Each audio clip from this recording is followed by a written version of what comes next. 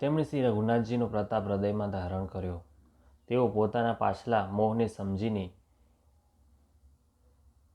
યાદ કરીને પસ્તાવા લાગ્યા કે મેં અનાદિ બ્રહ્મને મનુષ્ય કરીને જાણ્યા. ગરુડજીએ વારંવાર કાગભૂષુંડીજીના ચરણોમાં શીશ નમાવ્યું અને તેમણે શ્રીરામજીના સમાન જાણીને પ્રેમ વધાર્યો. ગુરુના વિના કોઈ ભવસાગર તરી નથી શકતો, ભલે તે બ્રહ્માજી અને શંકરજીની સમાન જ કેમ ન હોય.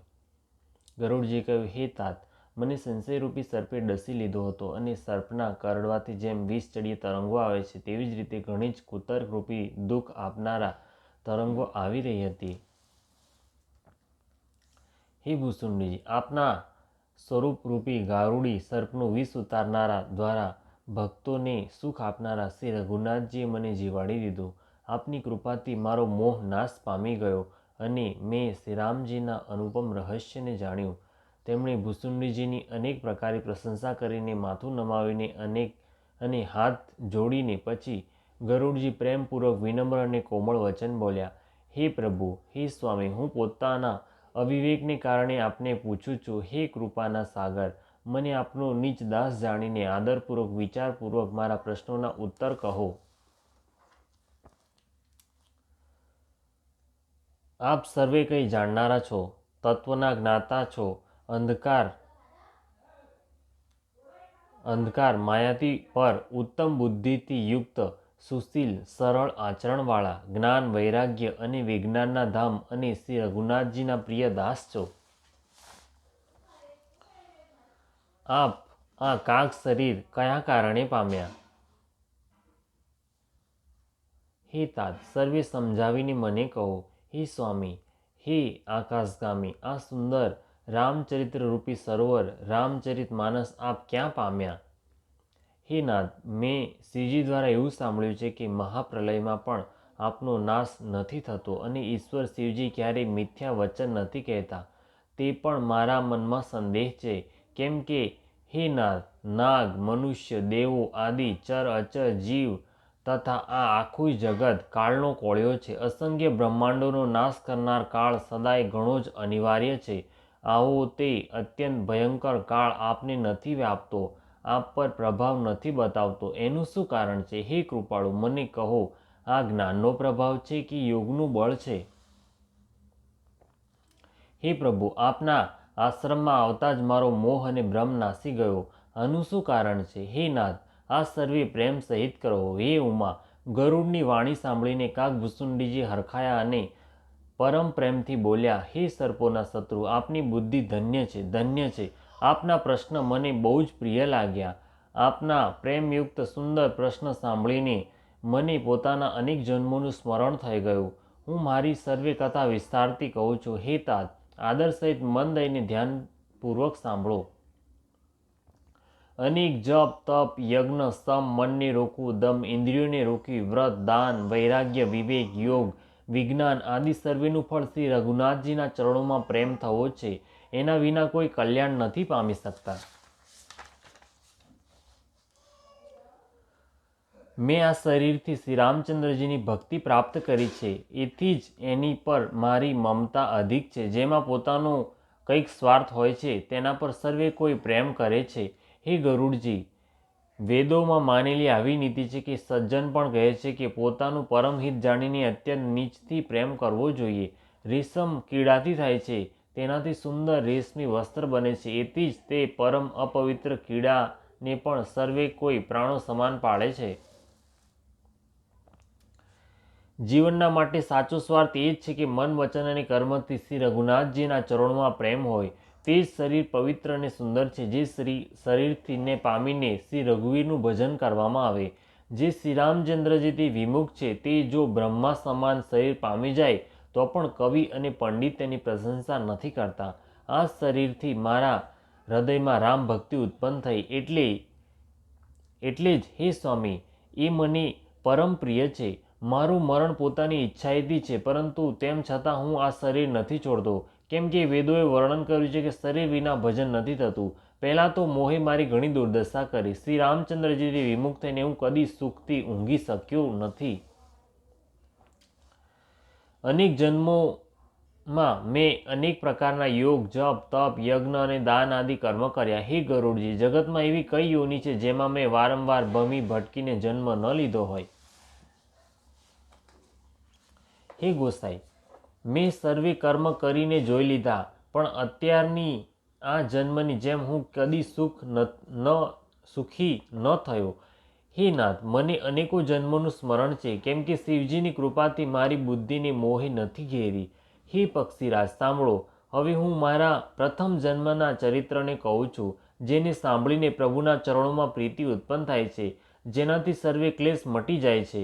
હે પ્રભુ, પૂર્વના એક કલ્પમાં પાપોનો મૂળ યુગ કળિયુગ હતો, જેમાં પુરુષ અને સ્ત્રી સર્વે અધર્મપરાયણ અને વેદના વિરોધી હતા.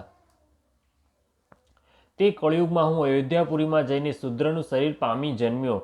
હું મન, વચન અને કર્મથી શિવજીનો સેવક અને અન્ય દેવોની નિંદા કરનારો અભિમાની હતો.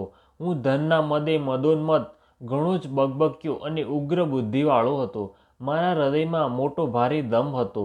જો કે હું શ્રી રઘુનાથજીની રાજધાનીમાં રહેતો હતો, તો પણ મેં તે સમયે એનો મહિમા કંઈ પણ ન જાણ્યો. હવે મેં અવધનો પ્રભાવ જાણ્યો છે. વેદ, શાસ્ત્ર અને પુરાણોએ એવું ગાયું છે કે કોઈ પણ જન્મમાં જે કોઈ પણ અયોધ્યામાં વસી જાય છે, તે અવશ્ય શ્રીરામ પરાયણ થઈ જશે.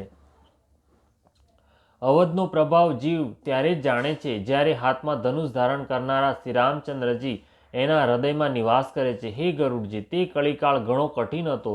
તેમાં સર્વે નર નારી પાપ પરાયણ હતા. કળિયુગમાં પાપોએ સર્વે ધર્મોને ગ્રસી લીધા. સદગ્રંથ લુપ્ત થઈ ગયા. દંભીઓએ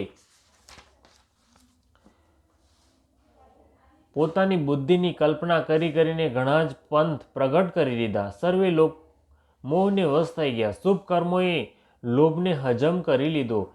હે જ્ઞાનના ભંડાર, હે હરિના વાહન, સાંભળો. હવે હું કળિયુગના કેટલાક ધર્મ લક્ષણ કહું છું. કળિયુગમાં ન તો વર્ણ ધર્મ રહે છે, ન ચારે આશ્રમ રહે છે. સર્વે પુરુષ અને સ્ત્રી વેદના વિરોધમાં લાગ્યા રહે છે. બ્રાહ્મણ વેદોને વેચનારા અને રાજા પ્રજાને ખાઈ જનાર થાય છે. વેદની આજ્ઞા કોઈ માનતું નથી. જેને જે ગમી જાય છે તે જ માર્ગ છે. જે ડંફાસ મારે છે તે જ પંડિત છે. જેમની ક્રિયાઓનું મૂળ મિથ્યા છે અને જે દમમાં રત છે, તેને જ સર્વે કોઈ સંત કહે છે. જે કોઈ રીતે બીજાનું ધન હરણ કરી લે છે તે જ બુદ્ધિમાન છે. તે જ દંભ કરે છે તે જ મોટો આચારવાન છે. જે જૂઠું બોલે છે અને તેને ઠટ્ઠા મસ્કરી જાણે છે, કળિયુગમાં તે જ ગુણવાન કહેવાય છે. જે આચારહીન છે, વેદ માર્ગને જેણે ત્યજી દીધો છે, કળિયુગમાં એ જ જ્ઞાની અને એ જ વૈરાગ્યવાન છે. જેના મોટા મોટા નખ અને લાંબી લાંબી જટાઓ છે, તે જ કળિયુગમાં પ્રસિદ્ધ તપસ્વી છે. જે અમંગળ વેશ અને અમંગળ ભૂષણ ધારણ કરે છે અને ભક્ષ્ય અભક્ષ્ય, ખાવા યોગ્ય અને ન ખાવા યોગ્ય સર્વે ખાઈ લે છે, તે જ યોગી છે. તે જ સિદ્ધ છે અને તે જ મનુષ્ય કળિયુગમાં પૂજ્ય છે.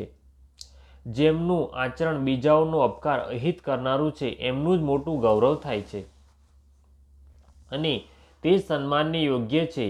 જે મન, વચન અને કર્મથી લબાડ, જૂઠું બકનાર છે, તે જ કળિયુગમાં વક્તા માનવામાં આવે છે. હે ગોસાઈ, સર્વે મનુષ્ય સ્ત્રીઓના વિશેષ વશમાં છે અને જાદુગર મદારીના વાંદરાની જેમ એના નચાવ્યા નાચે છે.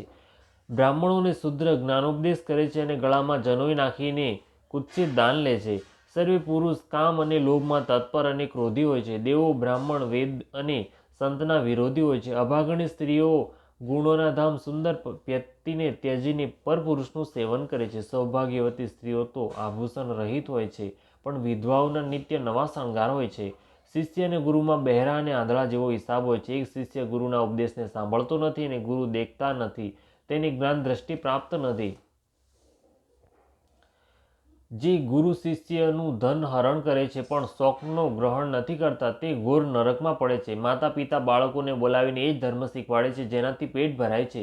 સ્ત્રી પુરુષ બ્રહ્મ જ્ઞાનના સિવાય બીજી કોઈ વાત જ નથી કરતા, પરંતુ તેઓ લોભવશ કોળીઓ ઘણા ઓછા લાભ માટે બ્રાહ્મણ અને ગુરુની હત્યા કરી નાખે છે. શુદ્ધ બ્રાહ્મણો સાથે વિવાદ કરે છે અને કહે છે કે અમે શું તમારાથી કંઈ કમ છે? જે બ્રહ્મને જાણે એ જ બ્રાહ્મણ છે.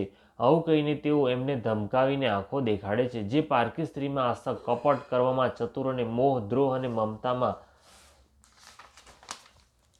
લપેટાયેલા છે, તે જ પુરુષ અભેદવાદી બ્રહ્મ અને જીવને એક બતાડનારા જ્ઞાની છે.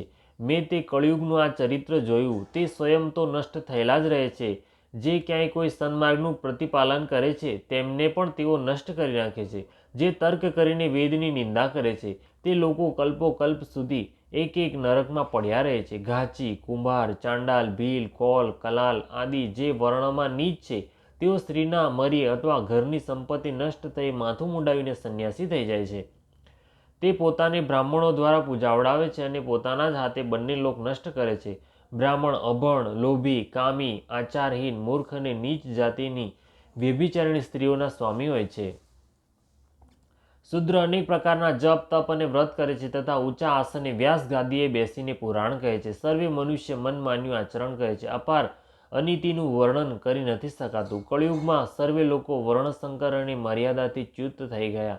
તેઓ પાપ કરે છે અને એના ફળ સ્વરૂપે દુઃખ, ભય, રોગ અને શોક અને પ્રિય વસ્તુઓનો વિયોગ પામે છે. વેદ સંમત તથા વૈરાગ્ય અને જ્ઞાનથી યુક્ત જે હરિભક્તિનો માર્ગ છે, મોહવશ મનુષ્ય તેની ઉપર નથી ચાલતા અને અનેક નવા નવા પંથોની કલ્પના કરે છે. સંન્યાસી ઘણું ધન વાપરીને ઘર સજાવે છે. તેમનામાં વૈરાગ્ય નથી રહ્યો. વિષયો તેમને હરી લીધા છે. તપસ્વી ધનવાન થઈ ગયા અને ગૃહસ્થ દરિદ્ર. હે તાત, કળિયુગની લીલા કઈ સખાતી નથી. કુળવંતી અને સતી સ્ત્રીઓને પુરુષ ઘરમાંથી કાઢી નાખે છે અને સારી ચાલવાળીને ત્યજીને ઘરમાં દાસીને લાવીને રાખે છે. પુત્ર પોતાના માતા પિતાનું ત્યાં સુધી જ માને છે જ્યાં સુધી સ્ત્રીનું મુખ નથી દેખાઈ જતું. જ્યારથી સાસરું પ્રિય લાગવા મળ્યું ત્યારથી કુટુંબ શત્રુ થઈ ગયા. રાજા લોકો પાપ પરાયણ થઈ ગયા. તેમનામાં ધર્મ ન રહ્યો. તે પ્રજાને નિત્ય જ વિના અપરાધે દંડ આપે છે અને તેની વિડંબના દુર્દશા કર્યા કરે છે. ધની લોકો મલિન નીચ જાતિના હોવા છતાંય કુલીન ખાનદાની માનવામાં આવે છે. દ્વિજનું ચિહ્ન પ્રતીક જનોય માત્ર રહી ગયું અને નાગા શરીરે રહેવું તપસ્વીઓનું. જે વેદો અને પુરાણોને નથી માનતા કળિયુગમાં તે જ હરિભક્તને સાચા સંત કહેવડાવે છે. કવિઓના તે ટોળે ટોળા થઈ ગયા પણ દુનિયામાં ઉદાર કવિઓના આશ્રયદાતા સંભળાઈ નથી પડતા. ગુણમાં દોષ લગાડનારા બહુ છે પણ ગુણી ગુણવાન કોઈ પણ નથી. કળિયુગમાં વારંવાર દુકાળ પડે છે. અન્ન વિના બધા લોકો દુઃખી થઈને ટળવળીને મરે છે.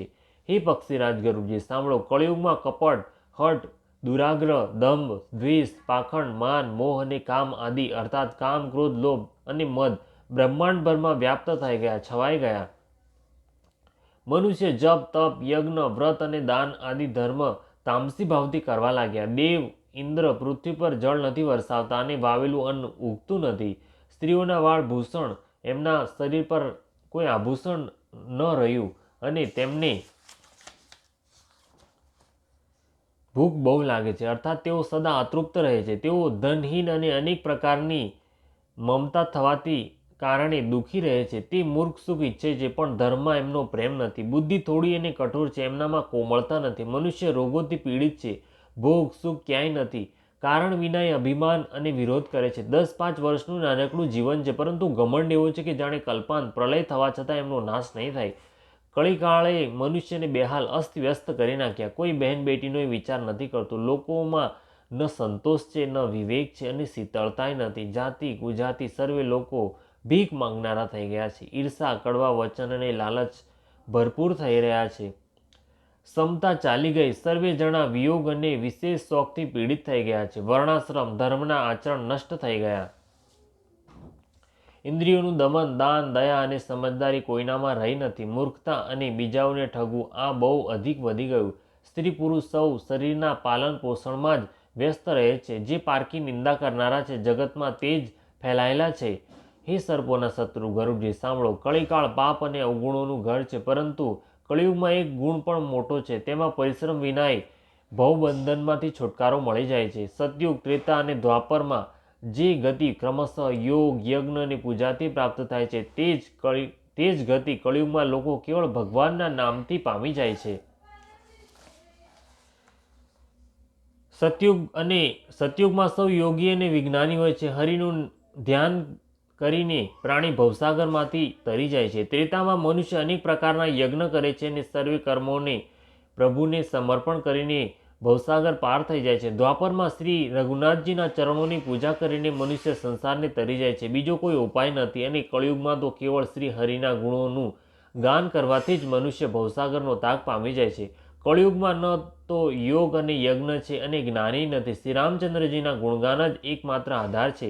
માટે બધા ભરોસા ત્યજીને જે શ્રી રામચંદ્રજીને ભજે છે અને પ્રેમ સહિત એમના ગુણ સમૂહને ગાય છે તે જ ભવસાગરને તરી જાય છે.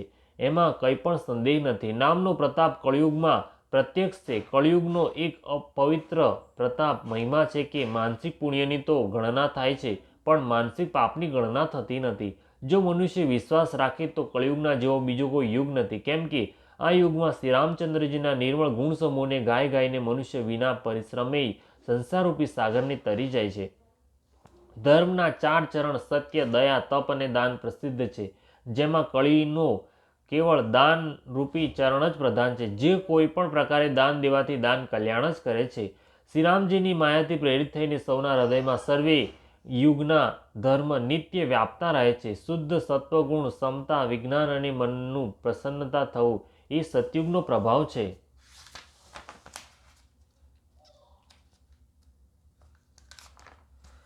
સત્વગુણ અધિક હોય, કંઈક રજોગુણ હોય, કર્મોમાં પ્રીતિ હોય, સર્વે પ્રકારે સુખ હોય, આ ત્રેતાના ધર્મ છે. રજોગુણ બહુ હોય, સત્વગુણ બહુ થોડો હોય, કંઈક તમોગુણ હોય, મનમાં હર્ષ અને ભય હોય, આ દ્વાપરનો ધર્મ છે.